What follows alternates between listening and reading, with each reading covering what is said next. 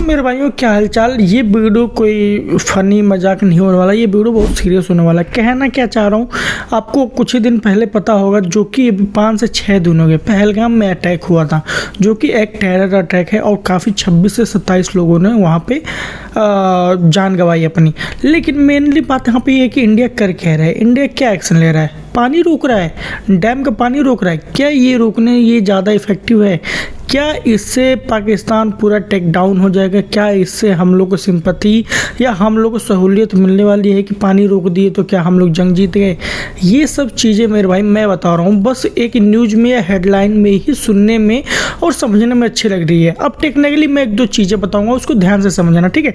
Simple सी बात है दोस्तों, देखो हम लोग कोई सा भी एक बहता पानी, नदी का बहता पानी अगर हम लोग उसको रोकते हैं तो कहीं ना कहीं वो चीज़ें स्टोर होती रहेंगी, स्टोर और एक टाइम पे डैम के ऊपर से उसको फ्लो होना शुरू हो जाएगा। उसको कहते हैं ओवरफ्लो। कॉमन सी बात है, जब तक उसको कोई और डाइवर्जन नहीं मिलेगा, मतलब कि अगर मैं बता रहा हूँ कोई से भी ट्रेन है वो सीधा जा रही है, जहाँ तक उसका पटरी रहेगा वहाँ तक जाएगा ही। प्लस अगर बीच में ही वो कहीं पे भी एक छोटा सा एक दूसरा पटरी निकाल के यहाँ पे जो कट रहता है, कट डाल दो तो वो डाइवर्ज हो जाएगा, सीधा नहीं जाएगा, वो दूसरा पटरी पकड़ लेगा। समझ रहे हो ना? जैसे कि आपको मुड़ना है तो आप हैंडल घुमा देते हो, मुड़ जाते हो, सीधा तो कंटिन्यूअस जाते नहीं हो। उसी तरह मेरे भाइयों इसको भी डाइवर्ट करना पड़ेगा, अगर नहीं करेंगे ओवरफ्लो होना शुरू हो जाएगा और ये इंडिया का ही नुकसान होने वाला है। अब मेनली एक चीज़ मैं बता दूँ, देखो मेरे भाई, असल में जब हम लोग कहते हैं कि पानी रोक दिया जाए, इसका मतलब ये है कि पाकिस्तान को पानी नहीं देना है, पानी बूंद बूंद के लिए उनको तरसा देना है। लेकिन मेरे भाइयों टेरर अटैक ये आज से या 10 दिन से तो नहीं हो रहा है ना, ये बहुत सालों से हो रहा है।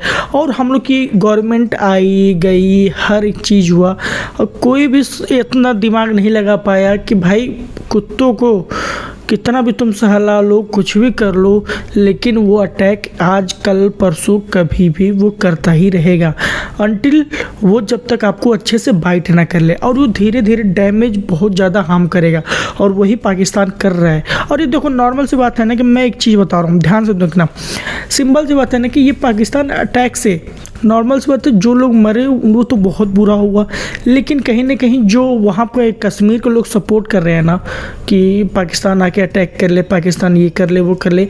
मैं आपको एक नॉर्मल सी चीज़ बता रहा हूँ, कश्मीर में कोई भी अभी फैक्ट्री नहीं है, कोई भी बड़ी बड़ी कंपनियां नहीं है जो कि वहाँ के जो लोग हैं उनको जॉब दे पाए। और जॉब नहीं मिलेगा तो अनएम्प्लॉयमेंट आएगी, वैसे भी अब लोगों में एकदम पूरा वो डर आ जाएगा कि कश्मीर अब अवॉइड करेंगे। कहीं पे भी अगर उनका लिस्टिंग होगा कि भाई इस हफ्ते इस महीने हम लोग कश्मीर घूमने जाएंगे, बर्फ़ देखेंगे, ये करेंगे वो करेंगे, तो वो लिस्टिंग करना अब छोड़ देंगे, क्योंकि एक तरफ से भाई किसको जान गंवाना, समझ रहे हो? तो नॉर्मल सी बात है, कहीं ना कहीं ये भी अनएम्प्लॉयमेंट की तरफ जाएगा, आपका इकोनॉमी एकदम गिरता जाएगा। और वहाँ पे पाकिस्तान का जो आप लोग एकदम ग्राउंड लेवल का सपोर्ट कर रहे हो ना, कि जो वहाँ के लोग, देखो लोकल के बिना तो ये चीज़ें होती नहीं है, LOC पार करना लोकल की वजह से इम्पॉसिबल है। तो कहीं ना कहीं मेनली यहाँ पे ये बात है कि अगर वहाँ पे चीज़ें लोग नहीं आएंगे, मोनली यहाँ पे ना अगर मैं बताऊँ तो वो एक टूरिस्ट विजिट से ही वो मतलब चलता है। और नॉर्मल सी बात है कि जैसे कि आप देख लो गोवा है, अभी रिसेंट में लक्षद्वीप भी ज़्यादा अच्छा हाईलाइट में आ रखा है। तो ये सब चीज़ें होती हैं, इन लोग पे फैक्ट्री चीज़ें नहीं होती हैं, ये लोग डिपेंड करते हैं कि लोग जितना विजिट करेंगे उसका ही वो लोग परसेंटेज पे अपना इकोनॉमी रन करते हैं। और उसी तरह कश्मीर पे भी देखो ऐसे अटैक होते रहेंगे और वो लोकल ग्राउंड को जो सपोर्ट मिलता है उसके वजह से तो भाई वो लोग घुस के ये काम किए, नहीं तो ये कभी होता भी नहीं। पहला पॉइंट। दूसरा पॉइंट, इन लोग में मैं एक चीज़ बताऊं, पाकिस्तान आया, काम किया, निकल लिया, लेकिन इफेक्ट किसको पड़ेगा?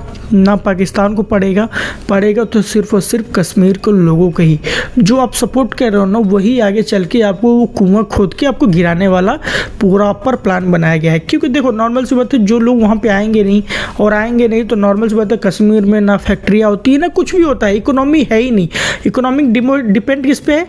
ट्रेवलिंग पे, जो लोग विजिट करते हैं। अगर नॉर्मल से मैं बोलूँ, अगर मैं कश्मीर में विजिट करता हूँ तो मेरे कुछ परसेंट का जो टैक्स कटता है उसी से कश्मीर का इकोनॉमी रन करता है। और वही अगर मैं रुक जाऊँ, अब नॉर्मल सी बात है कि भाई कोई भी क्यों अपना जान गंवाने जाएगा, तो वहीं पर रुकेगा और सिंपल सा वो कश्मीर के लोग ही डाउन होंगे और एम्प्लॉयमेंट बढ़ेगा और अनएम्प्लॉयमेंट बढ़ेगा और वहीं पे पाकिस्तान के लोग ऑफ़र करेंगे कि लो ये बंदूक उठाओ, ये उठाओ, और ये गलत नरेशन में चीज़ें जाएंगी और ज़्यादा ही गलत होगा।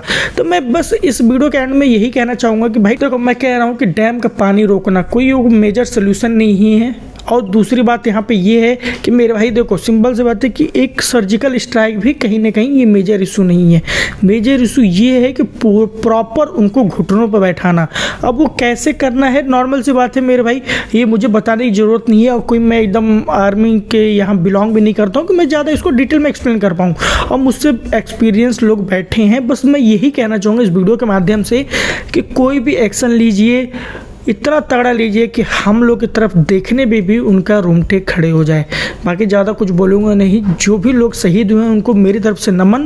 बाकी इसके बारे में कोई और अपडेट चाहिए तो कमेंट करके ज़रूर बताइएगा। बाकी मैं एक्सप्लोर और रिसर्च करके ज़रूर वीडियो बनाऊँगा और आपको समझाऊँगा। जय हिंद, जय भारत।